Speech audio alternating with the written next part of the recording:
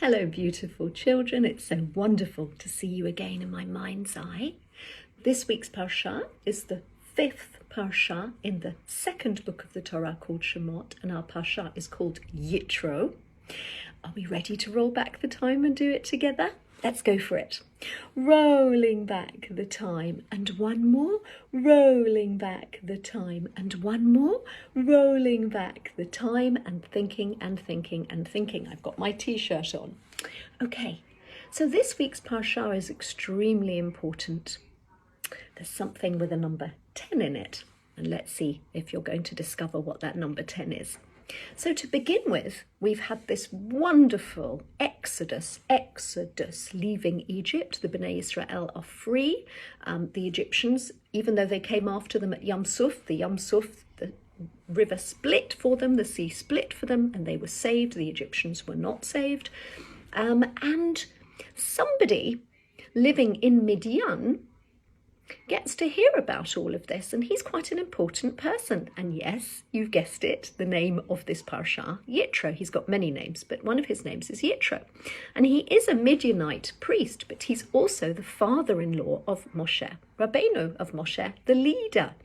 And he's looking after Zipporah, Moshe's wife, and Moshe's two children, Gershom and Eliezer, because it was too dangerous for them to go and stay in Egypt while Moshe was saving Bnei Israel and leading them out of Egypt. And now that Bnei Israel are closing in on Sinai, another important word that you could do with remembering, now that Bnei Israel are closing in on Sinai and quite close to Midian, Yitro says, well, you know what, I think I'm going to take Zipporah and Gershom and Eliezer and reunite, get back together again with Moshe. Plus, another very important thing, I now know that Moshe Rabbeinu is absolutely right in believing in Hashem, believing in only one God, and I want to convert, I want to become Jewish too. Wow, a lot happening. So along comes Yitro, he sends in a message, because SPS, some people say, aka also known as the Medrash, that with all these clouds, nobody could get through if they weren't part of the Jewish people. And Moshe and Aharon and the Skenim, the elders, the leaders, the 70 leaders, they all sit down to dinner together, and Yitro joins the Jewish people. He becomes Jewish, and he also offers sacrifices to say thank you to Hashem. And he also says in the Torah, Baruch Hashem, blessed is Hashem, who took the Jews out of Egypt and did all these miracles. How amazing is that? So we start off with quite a lot of amazing things happening in this week's Parsha. We also know that in a lot of Chumashim, they write the number of Pesukim at the end. And the number of Pesukim is 75, but they will write Ayin Bet 72. So how come the difference? Well, there are 13 Pesukim that belong to... this number 10 coming up again, that belong to the 10 commandments, but there are 13 Pesukim that belong to the 10 commandments. But if you actually discount the 13, the difference between the 13 and the 10, you get 3. If you discount that 3, then you're back down to 10 again, because actually the 10 commandments are 10 statements, even if they're written over 13 Pesukim. So we get back down to 10, and therefore we get to 72 and not 75. Okay, maybe mummies and daddies will enjoy that little bit. So, what Hebrew month are we in at this point? Well, we're in the Hebrew month of Sivan, and we're on the 1st of Sivan. And we're approaching this mountain. We're at Mount Sinai. Is it the biggest mountain? No. Is it the most beautiful mountain? No. If somebody wants to get married, or they want to have a bar or bat mitzvah, or maybe they have a birthday celebration, usually they're looking for the prettiest place, and they want to make that hall beautiful and pretty and lavish and spectacular and extravagant, maybe. Maybe I'm not really into extravagant, but maybe. Okay, to make it beautiful. But Har Sinai was a little lowly mountain. It wasn't even a high mountain. So how come the biggest thing ever, the Jewish people getting the Bible, the Torah, at Mount Sinai, how come they got it there and not maybe somewhere amazing or a big O2 centre? Of course, they didn't have the O2 centre there. But there was like 2 million people, over 600,000 men, just men. Well, of course, women extremely important and children, but this huge amount of people. So how come this lowly little mountain? Well, Ben Zoma teaches us in Pirkei Avot, a wise person learns something from everyone.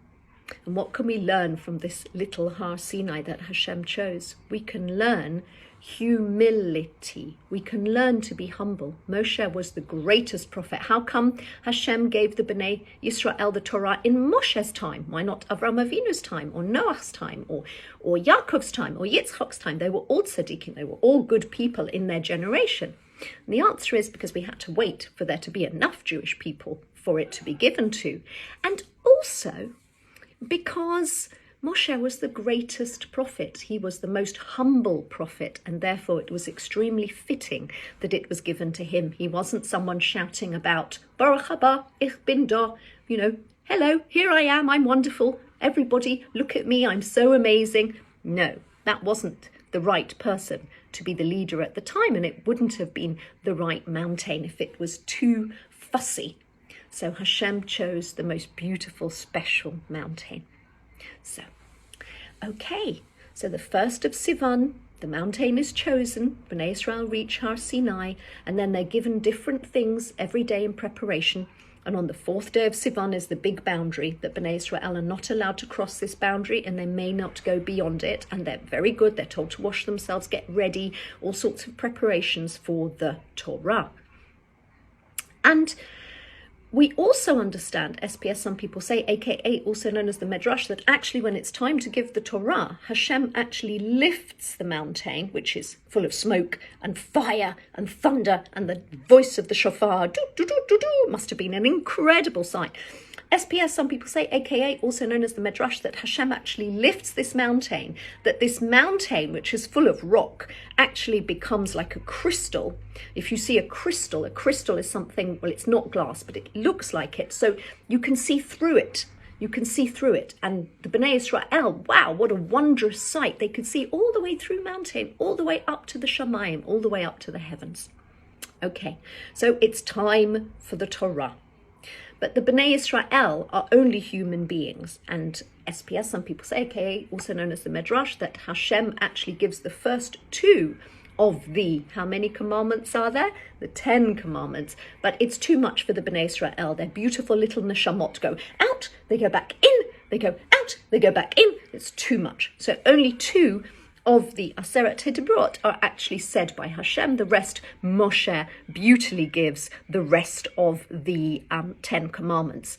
Now, for some reason, my laminate begins at number 2. I have no idea why my laminate begins at number 2 here, but my laminate begins at number 2 here. So let's just recap. Vayikach Yitro choten Moshe et Tzipora eshet Moshe ve'et shnei baneha Gershom Eliezer Vayomer Yitro, Baruch Hashem. So did you remember what I said before? Who comes to join Moshe and Aaron and the Bnei Israel? Do you remember his name? His name was Yitro. He had loads of other names, but his main name was Yitro. And that's the name of this week's Parsha, the 5th Parsha in the 2nd book of the Torah called Shemot. And who does Yitro bring with him to come and reunite with Moshe? Do you remember?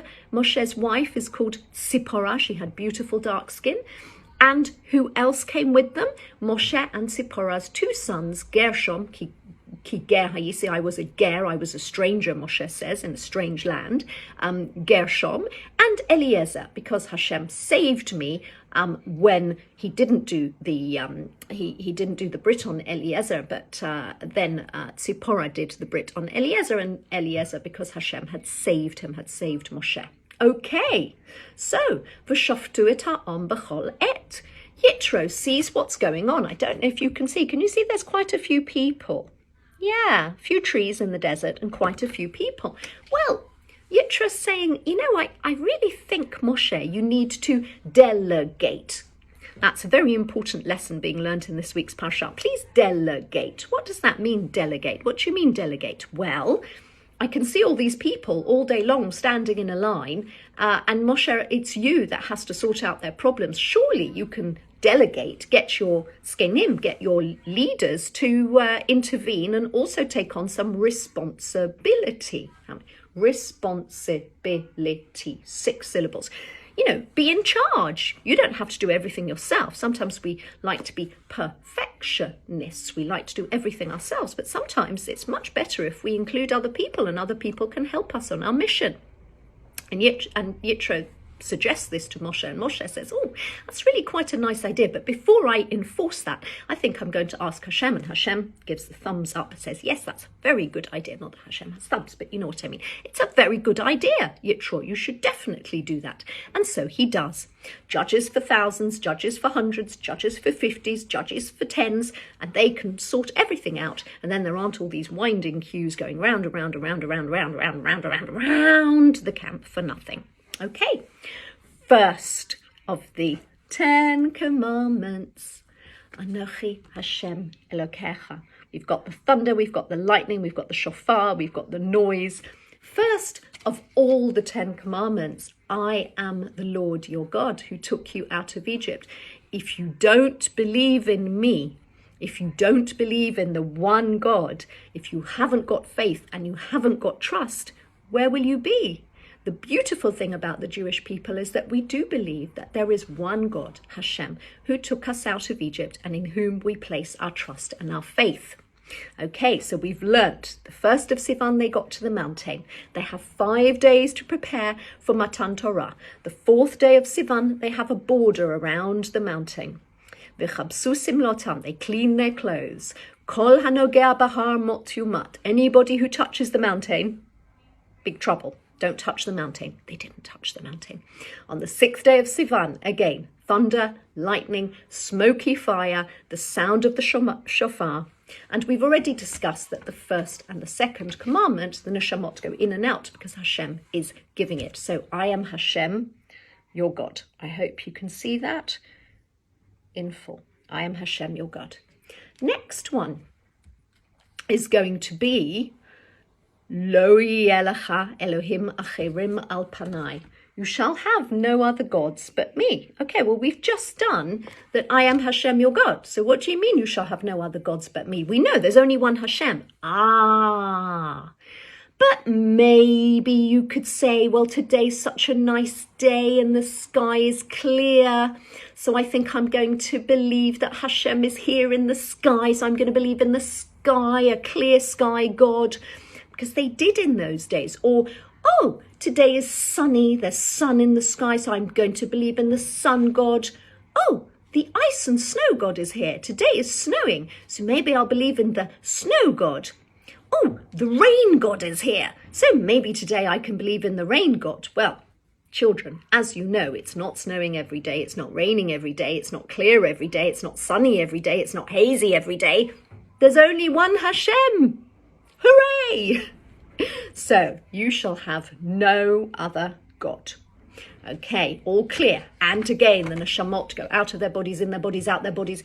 That's it. After this one, we will now have Moshe giving us the rest of the 10 commandments. Lo sisai shem Hashem elokecha lashav. You shall not take the name of Hashem, your God, in vain. Well, what does that mean? Well, that could mean, do you know what? By the name of Hashem, today it's not raining. Well, that's a bit silly because it's quite obvious that it's not raining at the moment. So you don't need to bring Hashem into it. Or, oh, I've got an apple and a pear and an orange. So I know the bracha for my fruit. Do you know the bracha? Of course you know the bracha for your fruit. Wonderful, easy peasy lemon squeezy. So do I do 3 brachot on my fruit or only 1 bracha on my fruit? And the answer is 1, because if we're eating them all together, we don't need to do 3 brachot. That would be a bracha levatala if we make brachot for nothing. So there are all different ways in which we could take Hashem's name in vain that maybe we don't think about. Or just saying Hashem's name, all the time is unnecessary. And we have to be careful and also not to swear, not to make promises in Hashem's name. Okay, right, let's get on with the next commandment. Zachar et Yom HaShabbat lekadsho. Remember Shabbat and keep it holy. Keep Shabbat, whether you're a man or a woman or a child or an animal or a ger asher b'sharecha. Very important. Everybody, whoever's working for you, they all have to keep it with us. How wonderful is that? The 6 days before Shabbat are known only as, in Hebrew that is, as the day. So how do we say Sunday in Hebrew? We don't say Sunday, we say Yom Rishon. And how do we say Monday? Yom Sheni. How do we say Tuesday? Yom Shlishi. How do we say Wednesday? Yom Revi'i. How do we say Thursday? Yom Chamishi. How do we say Friday? Yom Shishi. How do we say Shabbat? Shabbat. Right? It's not Yom. So every day is leading up to the Shabbat, to the Shabbos that is so, so holy and special for us. And we need to understand that in the olden days, actually all of these names, Sunday, Monday, Tuesday, Wednesday, Thursday, Friday, they're actually all came from the sun and the moon and the stars and the planets.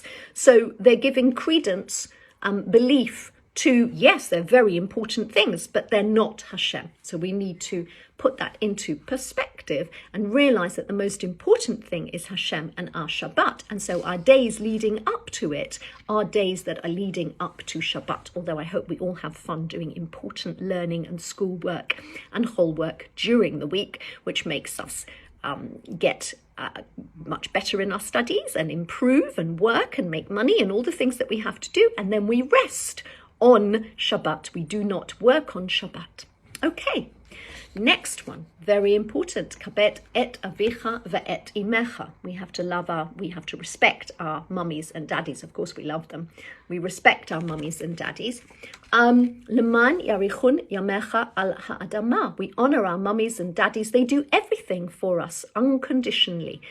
Unconditionally. Yes, that's 6 syllables. Just like Naseh v'nishma. Just like we said we'd accept the Torah. Unconditionally. Don't worry about that very, very loud noise in the background. That is our fire alarm. It's no fire. It's just that they have a very long drill. I hope you didn't get a headache. Usually it makes me jump when I hear it. But of course it's come in the middle of our beautiful Parsha video. So I hope you didn't get a shock. Don't worry, there's no fire. Okay, if we treat our parents with respect, we get long life. We get Olam Haba. Also, sometimes children, we might think, well, okay, I can keep Shabbat and I'll only eat kosher food and I'll keep Rosh Hashanah and I know I have to, I like the sukkah and I like making decorations, but maybe I'm too tired to listen to mummy and daddy. Or maybe I don't want to listen to mummy and daddy and I don't care to listen to mummy and daddy. It's one of the 10 commandments, children. No such thing as choosing other commandments and not this one. They're all equally important. Our mummies and daddies do everything for us and they give us a place rent-free. So don't say Hashem's name in vain, in case you forgot that one, and honor your mummy and daddy because they let you live in their house rent-free. Isn't that wonderful? They love you so much. Okay, lo tirtzach, you shall not murder. Okay, you shall not murder. Right, well, I think that's kind of something that anybody would say, well, of course we won't do anything like that. But I would add, do not do something that risks life for somebody else. Our sages warned that the Bet HaMikdash would be destroyed and the Shekhinah would leave Israel forever if Jews murder or put others at unnecessary risk. So do not murder. Not, of course, talking about self-defense, which are beautiful soldiers in Israel and soldiers all over are protecting their country. That's a completely different thing, but do not murder. Okay, next one. You shall not commit adultery. That is basically about family and the importance of the family and that mummies and daddies are best buds. Now, sometimes you get mummies and daddies that choose not to live with each other anymore, and that is absolutely fine because they still love you very, very much. Okay, and another one, lo tignov. You shall not steal or kidnap. You should not take something that doesn't belong to you. If you steal, you cannot be trusted in the community. Our Jewish community is based on trust.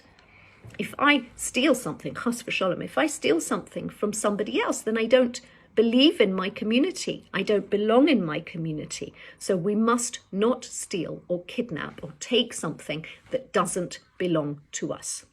Of course, we are allowed to borrow something. What do you do when you borrow something, children? You ask permission. Please, may I borrow this necklace? Please, may I borrow your bracelet? Please, could I borrow your hat? Somebody might say yes, they might say no.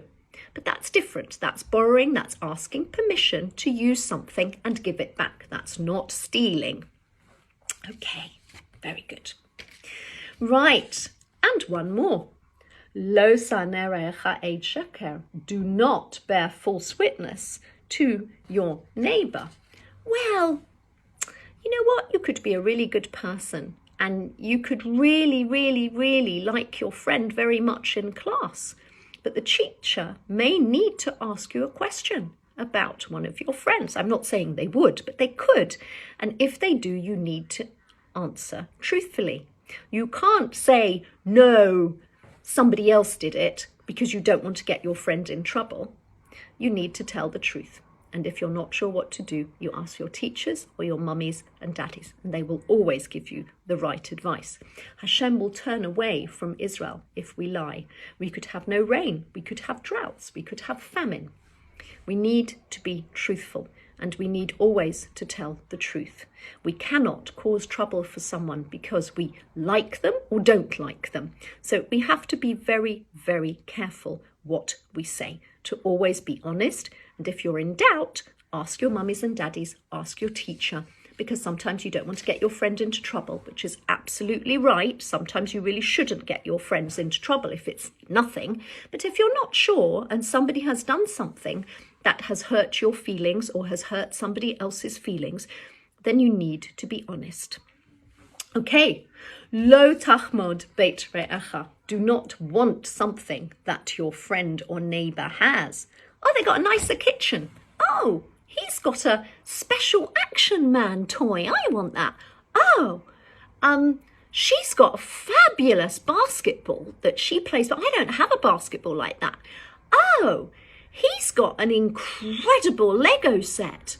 Oh, she's got this amazing creativity pack. Oh, they've got jigsaws that I haven't got. Why haven't I got it? So we mustn't drive our mummies and daddies mad about what we haven't got because somebody else has got it. It means Hashem wants them to have it. And if you're meant to have it, you will have it too. Or you might have something different. Or do you know what? You might get fed up of it if you had it. Or maybe you can share what your brothers and sisters have. You don't have to have one each. Maybe you can share. Or maybe mummies and daddies actually do want each of you to have one each. So it's all up to mummies and daddies. So we shouldn't make people give us things, you know? Oh, I really like your necklace. Do you know what? I think that would look really nice on me. Do you think I could have it? You don't really want it, do you? I mean, it would look nicer on me. Do not do that. That is not nice. Jealousy, being jealous. Do you know what being jealous is? Do you know how it feels like? It's when you want something that doesn't belong to you and you feel a bit jealous that the other person has it. It could be a quality, it could be a thing. Don't be jealous of other people because Hashem has made you beautiful in your own way and you have everything that you should have and everything belongs to Hashem. So, don't murder. Parents are best buds. Don't steal. Don't be a false witness. And don't be jealous. Right, I wonder if we can remember those 10 commandments again, because it's nearly the end of our wonderful Parsha get-together. So, Anochi Hashem, I am Hashem, your God. Right, believe in me first and foremost. Number 2, you shall have no other gods. Rain, the moon, the sun, nature. Keep Shabbat. Very good. Keep Shabbat. And don't say Hashem's name in vain. That should have come first. Don't say Hashem's name in vain. Keep Shabbat. Wonder if that's upside down or the right way round. Keep Shabbat. Oh, honor your mummy and daddy. Don't murder. Parents are best buds. Don't steal. Don't be a false witness. Don't be jealous. The 10 Commandments. And the last things that Moshe is told in this week's Parsha is not to make images of fairies or idols or stone gods or wood gods, and that the Mizbeach, where there's going to be presents to Hashem, called Korbanot, don't make the Mizbeach inside with steps, make it hollow. You can't use an iron, you can't use a sword to create the Mizbeach bit, because iron and swords are for war. And the Mizbeach is meant to be about peace and forgiveness. And that's why people offer the Mizbeach, the things on the Mizbeach, is for peace. Okay. Right, one of the lessons of this week's Parsha, the Aseret HaDibrot, is listen to the teachers as well. So, listen to your teachers, mummies and daddies, and do what they say. Listen to your mummies and daddies. Please don't forget to pray. Listen to your mummies and daddies. Our rabbis lead the way. Then we will be happy. Enjoy your school if you are a key worker's child or a special child going to school. And if you're at home like me, enjoy home. Maybe you could do something with these Aseret HaDibrot. Maybe you could do a poem. Maybe you could do a picture. Maybe you could choose one. Maybe you could tell your mummies and daddies about one. Maybe you could just think about the Aseret HaDibrot. Don't worry, when shuls are safe for you to go back, you will go back. And when it's safe for me to come back, I will come back too. See you soon. Bye.